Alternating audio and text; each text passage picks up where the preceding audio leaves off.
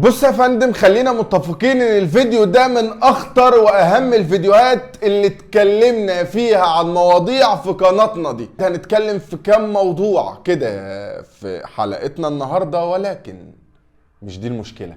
الازمة في اخر موضوع هنتكلم عنه. عايز اقول لحضرتك ان فيديو النهاردة كارثي بنسبة 100%.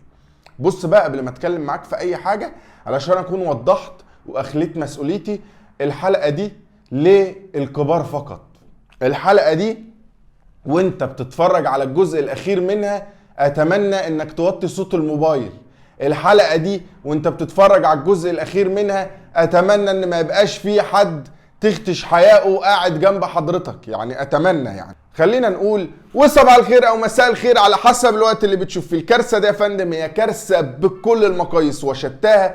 اتمنى ان حضرتك تعمل لايك على الفيديو ده. عايزين نوصل الفيديو ده لاكتر من 5000 لايك علشان يوصل لكل الناس. احنا محتاجين ان الفيديو ده يوصل لكل الناس او للكبار فقط من الناس. اتمنى لو في اطفال او في نساء بيتفرجوا على الفيديو ما يتفرجوش على الحتة الاخرانية بالله عليكم. اتمنى بالله عليكم يا اخي، والنبي يعني حضراتكم زي اخواتي البنات وزي امهاتي وزي فيعني بلاش، مش هتستفادوا حاجة. الحتة الأخيرة من الفيديو أتمنى ما تتفرجوش عليها. وقبل ما أبدأ فيها كلام هقول لكم إن هي دي الحتة. بص يا سيدي، علشان ما اطولش على حضرتك، في مسابقة اتعملت لأحسن رئيس نادي في مصر. كان الكابتن محمود الخطيب فيها وكان الأستاذ مرتضى منصور فيها، ولكن تحدث معجزة. أو مش معجزة طبعا، ده حاجة فوق المتوقع، ولكن الرقم كان بالنسبة لي هلامي. موقع فيتو قرر ان هو يعمل المسابقة دي بين رؤساء الأندية في مصر. كان في كذا مرشح، منهم الكابتن محمود الخطيب، الأستاذ مرتضى منصور، كذا مرشح كمان. ولكن نسبة اكتساح الكابتن محمود الخطيب كانت 98%. 98% من التصويت راح للكابتن محمود الخطيب. هتقول لي ايه ده ومرتضى منصور 2% بس؟ اقول لك لا، يا ريت. استاذ مرتضى خد 1%. 1%. طب وال1% الباقي لا متوزع بقى على رؤساء الانديه التانيين. احنا هنهرج مش ايه ده يا استاذ مرتضى؟ يا نهار اسود، امبارح طالع في قناتك على اليوتيوب تقول لي اصل انا قائد السفينه وانا قبطان السفينه، وقبطان السفينه ما بينطش. قبطان سفينه ايه يا نهار؟ بقول لك 1%. ده ما يدخلكش حقوق، ده ما يدخلكش الحمام. 1%؟ يا نهار، ده بيره دي ولا ايه؟ لا حول ولا قوه الا بالله. المهم يا سيدي، خلينا ندخل في البوينت التانية والمهمة جدا جدا في حلقة النهاردة. لاعبي كرة اليد بنادي الزمالك مالهم؟ انا هقول لحضرتك مالهم. اللعيبة دول جمعوا كده ولموا بعضهم علشان يتقدموا بشكوى ضد نادي الزمالك. قال له اتضربوا على بوابة النادي ولا ايه؟ لا مش ده اللي حصل. طب ايه اللي حصل؟ انا اقول لك ايه اللي حصل. اللي حصل يا سيدي ان اللعيبه دي ما خدتش فلوسها بقالها 4 أو 5 أو 3 شهور ايا كان العدد. فالرجاله جضوا وزهقوا، بالذات ان كره اليد ولاعيبه كره اليد ما بياخدوش الافات مؤلفه يعيشوا عليها لو لا قدر الله حصل حاجه. ده بياخدوا كام ملطوش كل شهر، تمام؟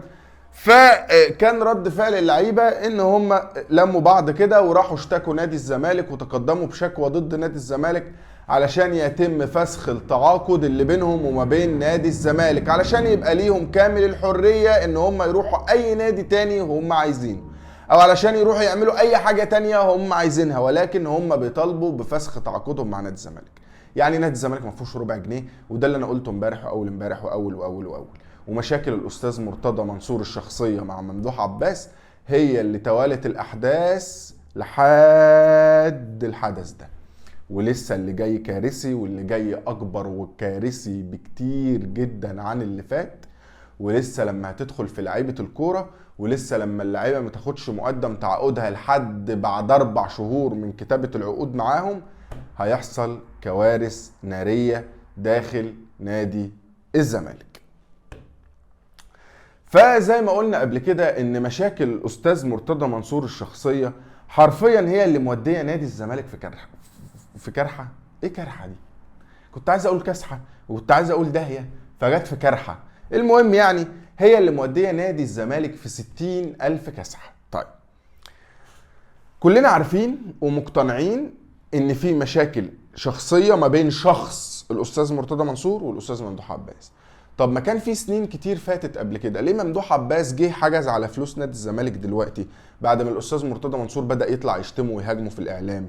انا هقول لك ليه. دايما كده اما انت بتبقى ماسك حاجه وتخليها خيبه الخيبه، لازم بترفق الفشل ده لناس تانية.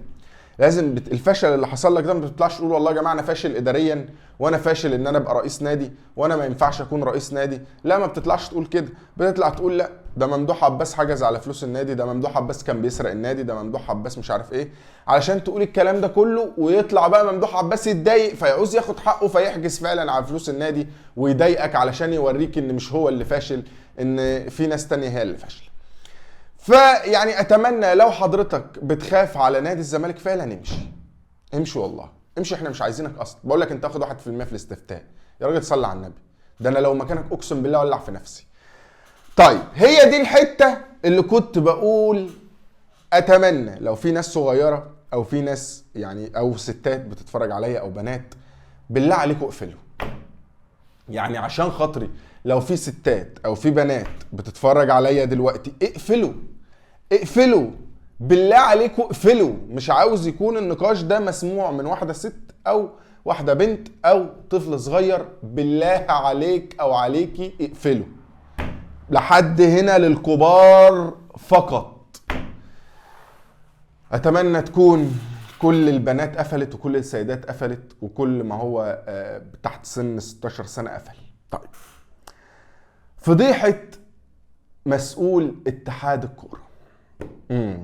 يعني ايه فضيحه مسؤول اتحاد الكوره؟ مرتشي يعني؟ مرتشي؟ مرتشيين يا عم، مرتشي. المهم يعني يا ريته مرتشي ده جد يا المهم، فضيحه مسؤول اتحاد الكوره متصور فيديو صوت وصوره. طيب متصور هو بيعمل ايه؟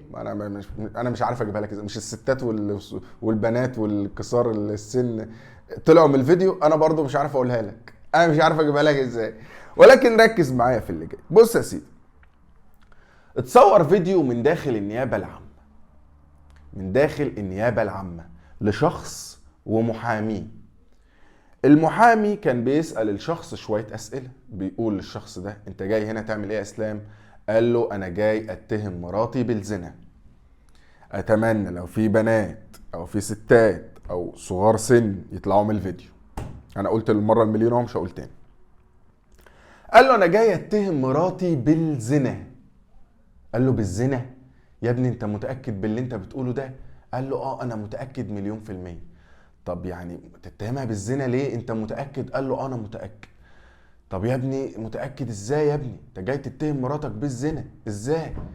قال له مصورها فيديو 43 دقيقة مع الشخص اللي بتخوني معاه. 43 دقيقة ده انت مفتري. المهم يعني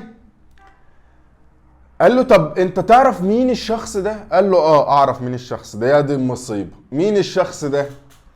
قال له الشخص ده يبقى رئيس لجنة المسابقات للكرة النسائية في اتحاد الكرة، منصب من اهم واكبر المناصب في اتحاد الكرة.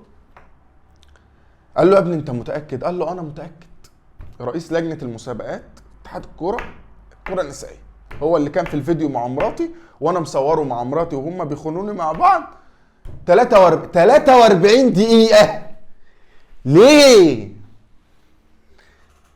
انتوا فاهمين طبعا ايه الرقم ده؟ وبعدين يعني انا عايز برضه افهم هنا للشخص اللي كان بيصور مراته وواحد تاني مع مراته 43، انت واقف بقى لمدة ساعة الا ربع ماسك الموبايل بقى عمال بص مراتي شقية ازاي، بص البت بتعمل ايه. ما هو مش طبيعي برضه يعني، الموضوع بقى كارثي. وعلى فكرة انا لا عاجبني تصرف الراجل ولا عاجبني تصرف المحامي ولا عاجبني تصرف مسؤول كرة القدم ولا عاجبني اتحاد الكورة ولا عاجبني اي حاجة، لحسن تكون مفكر ان انا متعاطف مع حد، ده تبقى مصيبة. ده كلهم عالم واطية يابا، يعني انت فاهم ده؟ يعني لا اله الا الله، لا اله الا الله. بص يا سيدي،